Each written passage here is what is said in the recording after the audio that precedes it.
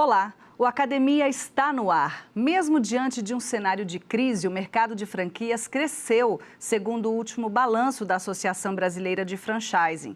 O faturamento em 2016 foi de 151 bilhões de reais. O Academia de hoje fala sobre esse promissor setor e a delicada relação entre o franqueado e o franqueador. A dissertação é do mestre em Direito dos Negócios, Alexandre Davi Santos. Aplicabilidade e limites das cláusulas de não concorrência nos contratos de franquia. Dissertação apresentada à Escola de Direito de São Paulo da Fundação Getúlio Vargas, como requisito para a obtenção do título de mestre em Direito. Trabalho orientado pelo professor doutor Vanderlei Fernandes. O marco legal do franchising no Brasil veio com a Lei 8.955 de 1994, época em que o setor teve um crescimento expressivo. A legislação foi baseada no modelo americano e traz informações como a licença de uso da marca, transferência de tecnologia de know-how e direito de distribuição de produtos. Hoje, no Brasil, segundo a Associação Brasileira de Franchising, existem mais de 142 mil franquias. A maioria está nas cidades de São Paulo e do Rio de Janeiro. E, apesar da crise, em 2017, o setor teve aumento de 9,4% no faturamento do primeiro trimestre, quando comparado com o mesmo período do ano passado. Para debater o assunto, convidamos Mariane Quinelato, mestre em Direito Tributário, e Lucas Esmeraldo, mestre em Comportamento do Consumo. Sejam bem-vindos à Academia. Muito obrigada pela presença de vocês. Obrigado. Seja bem-vindo também, Alexandre. Obrigado. Obrigado por ter trazido a sua pesquisa aqui para a gente. Bom, vamos começar então a nossa conversa. Alexandre, quais são os desafios para se ter uma franquia no Brasil? E eu queria que você aproveitasse e situasse a gente em relação ao objeto da sua pesquisa, que é contrato. O mercado de franchising, na verdade, é uma grande oportunidade, né? Mesmo diante das crises que a gente enfrenta, ele sempre se mostrou muito positivo, né, em números e percentuais favoráveis, com crescimentos sempre acima do mercado. Então, mesmo na crise, você acaba atraindo, né, tem uma demanda orgânica da origem do desemprego, que acaba, né, gerando aí uma migração e uma oportunidade para os negócios de franquia, né, quando a pessoa não encontra uma oportunidade de retorno ao mercado de trabalho. Por exemplo, né, esse é um tipo de perfil, mas o sistema não se baseia nisso, obviamente. Principalmente os empresários, o grande empresariado brasileiro, e também agora se caracteriza pela multidisciplinariedade do próprio franqueado. O que isso significa? Nós estamos caminhando para um mercado como é o mercado nos Estados Unidos. Em vez de eu ter um franqueado, eu tenho um franqueado multi, né, ou multifranqueado. Ele é um franqueado que tem mais de uma unidade minha, né, ou mais de uma unidade de vários negócios, né, e se profissionalizando também dentro do setor. E quais são esses principais atrativos, tanto no perfil do multifranqueado quanto no perfil de quem acabou de perder o emprego? Os atrativos são inúmeros. O franchising, ele oferece para os candidatos, a legislação é bastante clara, baseada no direito norte-americano, no disclosure, que é nada mais do que uma apresentação, a lei ela é enxuta, tem só 11 artigos, apresentação do modelo de negócio ao candidato. E esse candidato ele vai contar com uma série de requisitos favoráveis, né, como um modelo já testado, experimentado pelo franqueador, ele vai ter uma, entre aspas, uma garantia de que aquele modelo de negócio, né, já dá certo e que basta que ele desempenhe aquilo no seu dia a dia. E aqui já vai uma primeira observação, né, a ilusão de que eu vou adquirir uma franquia para obter status e que ela vai andar por si só. Isso é uma ilusão, isso não existe. Todo e qualquer franqueado tem que estar à frente do negócio. Isso é determinante para que o negócio obtenha os resultados esperados e se consiga avançar com a rede e com a qualidade do negócio, obtendo aí à frente do negócio a pessoa do franqueado ou quando é o multifranqueado que ele profissionaliza nessa gestão, ele coloca um gerente à frente do negócio, ou ainda um outro modelo que é o sócio-operador, né, que é designado para estar na operação do negócio. Na sua dissertação, você fala sobre contratos, né, especificamente sobre a cláusula da não concorrência. O que é essa cláusula? Essa cláusula ela é uma cláusula inserida no contrato de franquia para garantir, né, o direito do know-how do franqueador. Então, na verdade, a razão de existência da cláusula de não concorrência é a irreversibilidade da transferência do know-how. Né? Então, quando o franqueador transfere o know-how para o franqueado, ele não consegue tomar isso de volta. Né? Para garantir essa transferência, né, existe a cláusula de não concorrência para que, após a relação contratual, esse ex-franqueado não concorra deslealmente com o franqueador. Então, a legislação ela é muito genérica, ela não prevê a cláusula especificamente e nem os seus requisitos, como eu coloco na tese. Ela prevê apenas em 2 momentos, ali no artigo 3º, inciso 14, ela fala que deverá estar previsto no contrato, né, em relação à confidencialidade do negócio e após, como será após a relação contratual. E isso, na verdade, dá base para a cláusula de não concorrência. Professores, vamos então à participação de vocês, por favor. Alexandre, é um prazer enorme estar aqui contigo. Quero lhe agradecer, né, pelo convite e parabenizar, em primeiro momento, pela dissertação, pela riqueza da dissertação, por estar trazendo um assunto que é tão prático, né, que a gente está vivenciando isso. O dia a dia faz parte de um modelo de negócio. A gente passa a abrir ou não um negócio a partir de trabalhos como o seu. E, aproveitando para questionar, quais os tipos ou personalidades de franqueados que vocês buscam? Porque, por exemplo, eu tenho uma possibilidade de trabalhar com um investidor, um sócio investidor. Ele planilha, ele vê o payback, em quanto tempo ele vai rentabilizar a operação, mas ele não tem um vínculo tão forte com a franquia. E eu tenho um empreendedor, que ele abre o negócio, busca entender sobre o negócio e muitas vezes ele se sente engessado e quer abrir o seu próprio negócio. Esse perfil ele é levado em consideração e como é que a gente passa a avaliar isso dentro da cláusula de não concorrência? São vários perfis, depende do tipo e modelo de negócio. Né? No franchising a gente tem mais de 20 segmentos e dentro desses segmentos há vários modelos de negócio e cada modelo de negócio requer um tipo de perfil de candidato de franqueado específico. Okay? E aí dentro desse cenário a gente tem todos esses que você citou e muitos outros, né? E trazendo a questão para o tema, né, que importa para a gente hoje, é uma observação muito importante a questão da relação, e principalmente pós-contratual. Né? Então, por exemplo, quando eu já tenho um candidato que ele conhece o know-how, que é o que a gente chama de bandeira branca, é uma exceção à regra. Né? E aí eu até trato isso na tese, que os contratos eles devem ser modulados, né, especificamente para um tipo de perfil de franqueado. Então, o que isso significa? Se eu tenho uma rede capilarizada, eu tenho lá 50, 100, 1000 unidades franqueadas, eu tenho uma necessidade de fazer uma cláusula de não concorrência específica para cada perfil de franqueado. Então, eu não vou ter 1000 contratos diferentes, mas eu terei certamente 2 ou 3 tipos de cláusula de não concorrência elaboradas especificamente para esse candidato. Então, por exemplo, retomando aqui a questão do franqueado que já tinha o know-how, bandeira branca. Nesse caso, a razão de existir da cláusula de não concorrência é a transferência do know-how. Como ele já tinha esse know-how, eu não posso aplicar para ele a cláusula de não concorrência. Não há razão de ser. Né? Então, a racionalidade jurídica fica prejudicada. Nesses casos, o que a gente recomenda?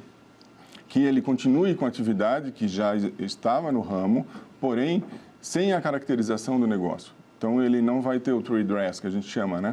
Não vai poder identificar o negócio, ele não vai poder utilizar as ferramentas, os softwares de gestão, o know-how transferido para ele terá que ser deixado de lado e ele continua com a operação dele bandeira branca para esse tipo, né, de franqueado. Agora, em relação ao know-how, no momento em que a gente paga uma taxa de franquia e continua, né, ou tem o pagamento de forma contínua de royalties, esse know-how já não é uma relação monetária? Um pagamento por aquilo, por aquele conhecimento, por fornecedores homologados, ou por um processo muito bem definido? Quando se paga a taxa efetivamente e esses royalties, eu já não estou comprando o teu know-how, não estou me apropriando de um direito intelectual ou de um modelo de franquia? Não exatamente, juridicamente não, porque você não se apropria do know-how, você recebe uma permissão para o uso. Então, a taxa ela vai remunerar o treinamento inicial, todo aquele esforço inicial para a transferência do know-how, de tecnologia e de treinamentos de equipe, de softwares, enfim, para que o franqueado se adeque ao negócio. E os royalties remuneram o uso da marca, né, no longo período. Então, quando termina a relação, né, a questão da validade da cláusula de não concorrência, ela era debatida antigamente e não se tinha uma segurança jurídica a respeito da sua validade. Hoje, já está consolidado.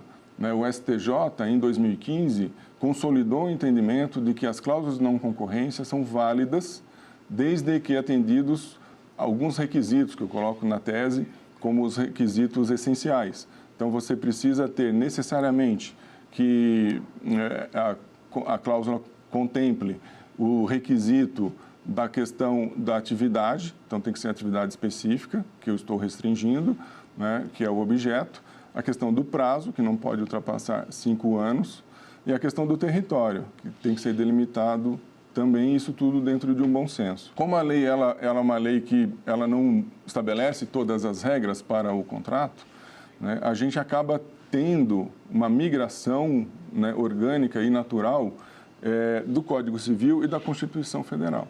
Então, a gente tem que observar que a gente tem a Constituição Federal aqui em cima, depois a gente tem, né, a lei de franquia, dentro da lei a gente tem o contrato de franquia e ainda dentro do contrato a gente tem a cláusula de não concorrência. Então, hierarquicamente, a cláusula tem que respeitar os princípios, né, constitucionais e do Código Civil. A princípio, né, a cláusula de não concorrência, ela parece ser uma cláusula de fácil entendimento. Mas uma análise mais detida nos revela que ela é uma cláusula carregada de implicações obrigacionais e principiológicas. Portanto, isso deverá ser sempre observado e respeitado, não só na relação, como pós-relação franqueador-franqueado. Professora, a sua participação a gente deixa para o segundo bloco, porque agora o Academia faz uma breve pausa e volta daqui a pouco. Já, não saia daí.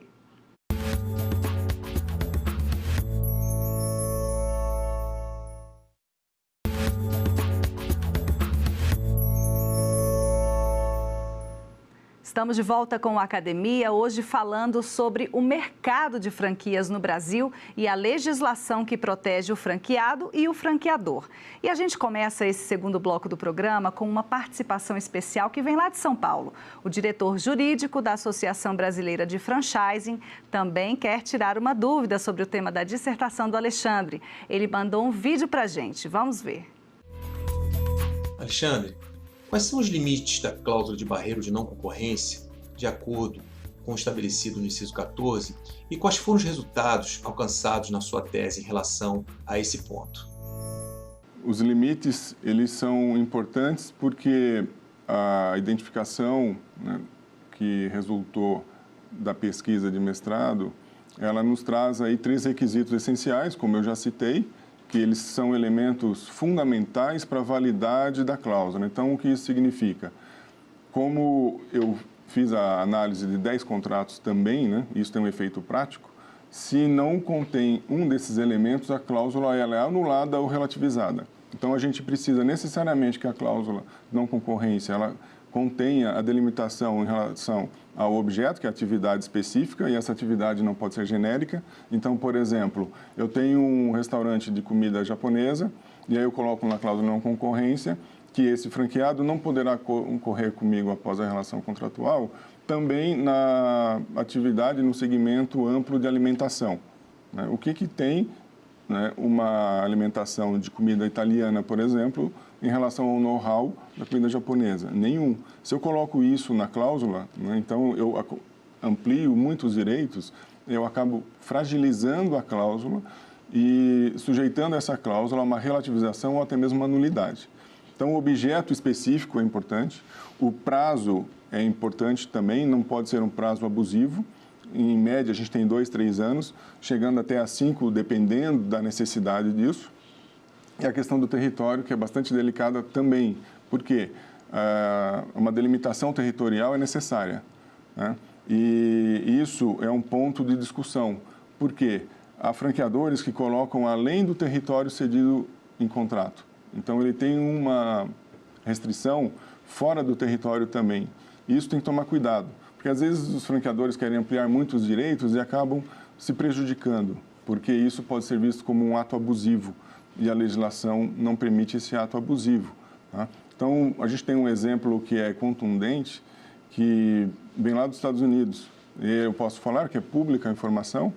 A rede Jane King processou um ex-franqueado no estado de Nebraska para que, né, ele deixasse de exercer atividade concorrencial após a relação de franquia. E o tribunal foi fazer uma análise e, na análise, o tribunal identificou 2 elementos. O primeiro falava que a cláusula de não concorrência ela era válida por um período de até 2 anos dentro do território. Ok, perfeita. E o segundo elemento da cláusula, que durante 12 meses aquele ex-franqueado não poderia concorrer com a rede fora do território. E o tribunal entendeu, então, que essa segunda disposição era abusiva porque era uma rede tão capilarizada que impediria o exercício da atividade em terras tão longínquas como a Austrália. E o resultado prático disso foi autorizar o ex-franqueado a continuar concorrendo porque anulou a cláusula de não concorrência. Bom, primeiro eu gostaria de agradecer o convite de estar aqui. Alexandre, gostaria também de parabenizar você pelo seu trabalho. Gostaria também de indicar a leitura do seu trabalho para as pessoas que têm interesse em desenvolver atividade nessa área, porque ele é um trabalho bem didático, você compilou várias informações importantes para o aprofundamento do assunto. Bom, eu entendo, né, que a ingerência do Estado nos contratos, ela deve ser sempre mínima, porque eu entendo que é necessário você dar uma liberdade para o empresário para que ele possa desenvolver suas estratégias.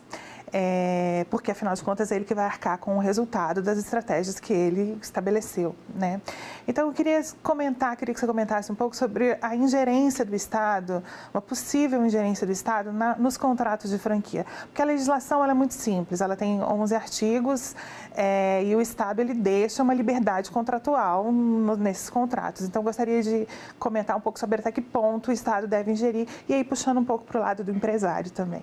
Bastante importante essa questão e ela traz aí um resultado que vem do mercado. A gente teve um evento reunindo os profissionais da área e chegamos ao entendimento de que após 20 anos da lei, isso é bom. Ou seja, a falta, né, de interferência muito forte do Estado nas relações franqueador-franqueado no que se refere ao contrato, ela é positiva. Por quê? Porque ela dá bastante liberdade para que o franqueador e o franqueado estabeleçam ali uma relação de business, de empresariado mesmo, né? E isso é positivo para o setor. Do contrário, a gente ficaria muito engessado, né? Porque o segmento, o setor de franquia, ele já segue uma padronização, né? O contrato ele já é formatado, o negócio é formatado para que se siga uma padronização.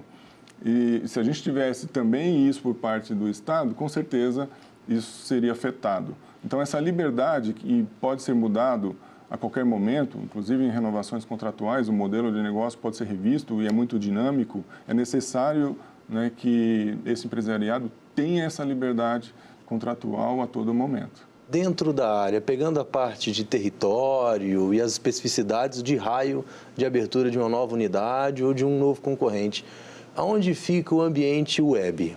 A internet, por exemplo, ou os novos aplicativos? Porque a gente passa a limitar uma região geográfica, sendo ela física. E quando essa venda ou essa forma de comercialização, ela é feita de uma forma virtual, né, frente a uma nova tecnologia. Isso tem que estar previsto em contrato e isso acontece bastante hoje em dia e normalmente os franqueadores, já sabendo disso, preveem essa, né, prática. Também é uma questão que gera muitos conflitos, porque, por exemplo, o delivery ele gera um conflito de território, né, de franqueados para franqueados. A própria plataforma de negócios da franqueadora também, né, que acaba, entre aspas, concorrendo. Há franqueadores que não concorrem, que distribuem aquela venda para a rede, então quem vai fornecer e ser remunerado vai ser o franqueado, né, daquela região que está praticando a venda. E isso depende muito do modelo de negócio, mas seja, né, o modelo participativo da rede ou não, exclusivo do franqueador, tem que estar previsto em contrato, as regras têm que ser muito claras. Aliás, o propósito da lei é o disclosure, é a transparência da informação.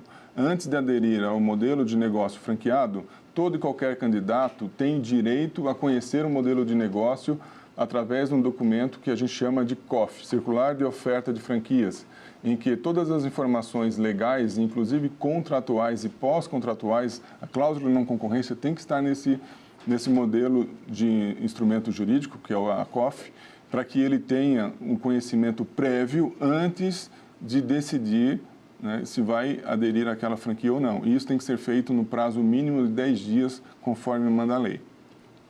Professora. Vou aproveitar a pergunta do colega. É interessante isso, porque o mercado ele muda muito, né? As necessidades de mercado elas mudam muito, com muita rapidez. E é necessário que o mercado entenda essa rapidez para poder produzir os produtos, né? E para poder colocar em oferta esses produtos. Nesse sentido, vem a importância do contrato de franquia ser um contrato onde estabelece todas essas cláusulas, todos esses objetos, porque às vezes o produto que está sendo franqueado é um produto para atender uma necessidade rápida. Ele vai atender aquela necessidade, depois ele vai encerrar, não vai mais haver a necessidade de mercado.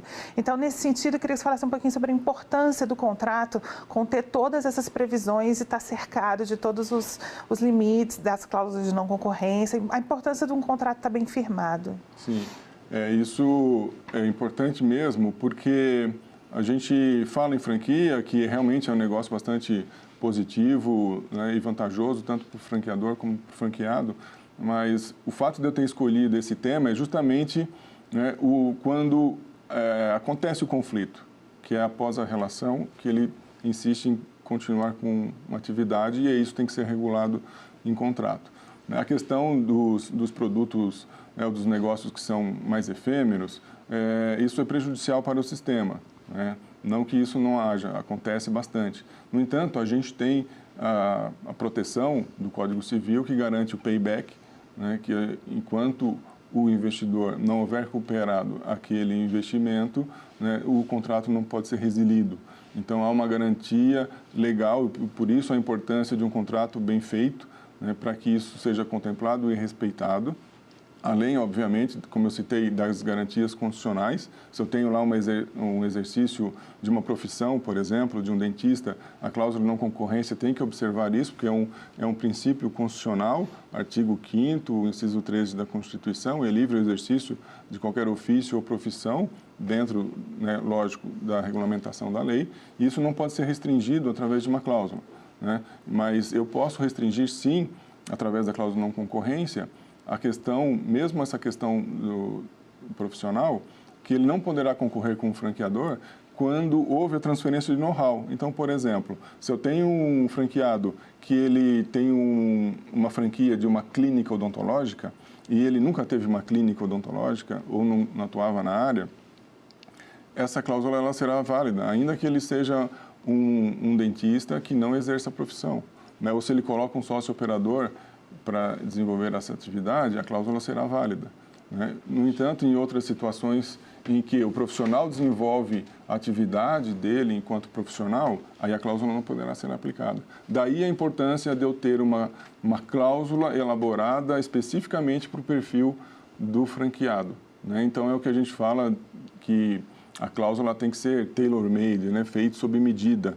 Por quê? a gente encontra muitos contratos genéricos, e isso é resultado até da conclusão da tese de mestrado, que todas as cláusulas de contratos de franquia que foram analisadas apresentaram fragilidades. Né? Por que apresentaram fragilidades? Porque elas se revelaram genéricas e não específicas, observando um conhecimento prévio que é do franqueador. O franqueador já sabe de antemão se ele tem o know-how ou não, se era bandeira branca ou não, se ele exerce uma profissão e de que forma que essa profissão é exercida. Ele tem esses elementos, essas informações previamente. E então ele tem que se aproveitar disso e elaborar uma cláusula específica para os perfis de candidatos. É importante sempre o planejamento para evitar esse conflito, né, Alexandre? Com certeza. Bom, eu aproveito para agradecer a sua presença aqui no Academia, aproveito para agradecer também por todos esses esclarecimentos que você trouxe para os telespectadores, para os nossos empresários e futuros empresários também. Muito obrigado. Eu que agradeço a oportunidade de estar divulgando o resultado aqui da tese e a matéria do franchising, que é bastante importante para a gente do segmento, para os operadores do direito e para a população, enfim, todos os interessados. É uma oportunidade bastante proveitosa para difundir aí os resultados da tese. Ok. Agradeço também a presença dos nossos debatedores, professores. Obrigada. E obrigada também a você que nos assistiu. Para rever é só acessar tvjustiça.jus.br e para mandar uma sugestão, use o e-mail academia@stf.jus.br. Um abraço e até o próximo programa. Tchau!